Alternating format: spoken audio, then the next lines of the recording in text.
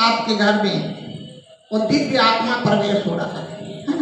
वो प्रवेश हो रहा है। आप देखिए अगले जन्म में क्या था, कोई जानता है? नहीं जानता। इस जन्म में आपके यहाँ आ रहा है। कैसा आत्मा है, क्या है? रोगी है, निरोगी है, अच्छा धर्मात्मा है, कुछ क्या है ना? कोई नहीं जानता ना। तो उसको ये संस्कार करने के लिए परम पूज्य गुरुदेव कहते हैं कि बेटा जो भी आत्मा आता है उसको हम संस्कारित करें। संस्कारित होने के बाद जो हमारे घर में आएगा तो वो देव तुल्य होता है, निरोग रहता है और एक विशाल शक्तिशाली होता है। ये तीनों को, तीन भावनाओं को लेकर ये तीन जरिया मिलाई जाती है। पहला क्या है? बरगद। बरगद को देखे होंगे। बरगद जब खत्म हो जाएगा, बरगद से बड़ा निकल के फिर विशाल वृक्ष बना रहता है। वो कभी बूढ़ा नहीं होता, हजारों वर्षों तक वो जीवित रहेगा, मगर वो जैसे कि वैसे दिखता है ना? तो हमारे आने वाले संतान भी युवा ही दिखे, कभी बूढ़ा ना दिखे। ये भावना वर्ग में रहती है। दूसरा है पीपल। पीपल क्या है? देव वृक्ष कहलाता है। देवता क्या है? देने वाले होते हैं। हमारे संतान जो हो देवता स्वरूप पाए और देने की योग्य बना रहे, वो किसी के पास हाथ ऐसा कभी न फैलाए, उस पर हरदम बने रहे, सबको देने की क्षमता बने रहे। परमात्मा यही है ना?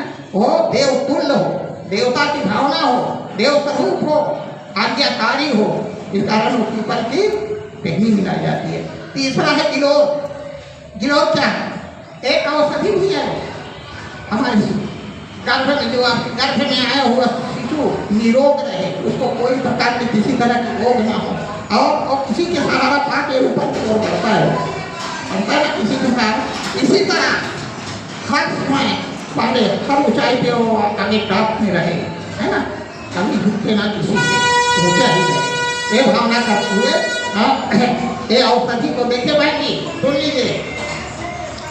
हाथ में आपको जो कि ये गुण उसमें पाए जाते हैं, आप छोड़ दीजिए भैया, आप ऐसे लीजिए, दोनों हाथ से पकड़िए और उसको लंबी गहरी श्वास के साथ खींचना है, भावना करनी कि इसके जो दिव्य गुण है वो शिशु तक पहुंच रहे हैं। ये जो तीन औषधियां में लगाई है, पीपल, बरगद और गिलोय, इसके जो ये दिव्य गुण भाई साहब ने जो भी बताए वो हम शिशु तक सुगंध के माध्यम से पहुंचा रहे हैं। ऐसा भाव करते हुए खींचना है। ओम अव्ययः संवृतः पृथिव्यैरसाच विश्वकर्मणः समवर्तताग्रे तस्य पृष्ठाविदधद्रूपमेति तन्मर्त्यस्य देवत्वमाजानमाग्रे। गर्भ पूजन। इनके घर परिवार के जो भी हैं पड़ेगा ना, है ना? तो क्या त्याग करना है? हम इन्हें एक वचन देंगे और शासन देंगे। क्या शासन देंगे बताते जाएंगे, उसको आपको निभाना पड़ेगा, है ना? इस पीरियड में विशेष करके ख्याल रखना, घर वालों की जिम्मेदारी होता है। किसी तरह की इनको कष्ट ना हो, मन इनकी उदास ना हो, इनको हरदम प्रसन्न रखने की कोशिश करना चाहिए। इनसे ज्यादा करके ज्यादा क्रोधित उत्तेजना सहित क्रोध से बात नहीं करना चाहिए, कड़ी जबान से बात न करें। इनको जहां तक हो सके खुश रखने के प्रयास करना चाहिए। जितने खुश रहेंगे, माता जितना खुश रहता है ना, उतना पेट में बालक खुश होता है, तो वही खुशी लेके आता है। माता अगर क्रोधित होगा, बालक भी क्रोधित होता है।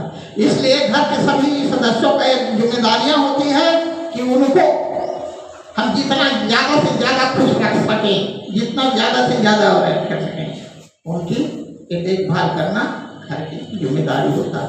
आइए मंत्र बोल रहे हैं, आप उनके ऊपर आप दाहिना हाथ पेट पे रख लीजिए। लाने के पहले अच्छे संस्कार देंगे, हम सदैव प्रसन्न रहेंगे, क्योंकि यदि माता प्रसन्न रहेगी, जैसा माता सोचेगी, जैसा क्रिया करेगी, पूरा संस्कार बच्चे पर पड़ता है। इसलिए इन 9 महीनों में विशेष मतलब माँ को तो करना ही चाहिए, लेकिन घर परिवार के जितने सदस्य हैं उनको भी वातावरण ऐसा बनाना चाहिए घर का कि गर्भिणी को किसी भी प्रकार का क्रोध ना आए, वो किसी प्रकार से तनाव में ना रहे। इसके लिए आप आज अग्नि की साक्षी में गर्भिणी को आश्वासन दे रहे हैं और गर्भिणी अपने गर्भ में पल रहे शिशु को आश्वासन दे कि हम तुम्हें अच्छे संस्कार देंगे।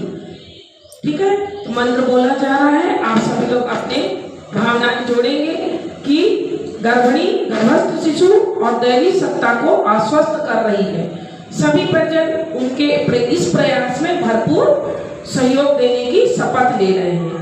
इस संकल्प में दैवी शक्तियां भी हमें सहयोग दें, ऐसी प्रार्थना करते हुए गर्भस्थ शिशु को आश्वासन देना है। आप भैया ऐसे कंधे पे रखिए कि मुद्रा ऐसे हाथ की। ओम यत्ते सुसीमे हृदये हितवन्तः प्रजापतौ मन्येऽहं मां तद्विद्वांसं माहं पौत्रमघन्यामा।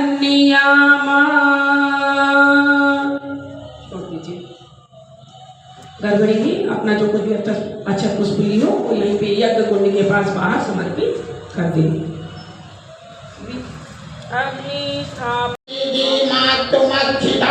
वयं देवस्य धीमहि सुमति भजनीये व्रता स्वाहा। इदं रात्रे इदं नामामा ॐ गाता दधातु दासुते प्राचीदीमक्षुतं वयं देवस्य धीमहि सुमति भजनी व्रता स्वाहा। इदं रात्रे इदं नामामा ॐ गाता दधातु दासुते प्राचीदीमक्षुतं वयं देवस्य धीमहि सुमति भजनी व्रता स्वाहा। इदं रात्रे इदं नामामा कितना हुआ? 4 हुआ ना? ठीक। ओम गाता दधातु दासुते प्राचीदीमक्षुतं वयं देवस्य धीमहि सुमति भजनी व्रता स्वाहा। इदं रात्रे इदं नामामा सवितोपयोधि मन्त्रिक्षे पयोधापयस्ते प्रतीक्षा सन्तु मय्यम्मा।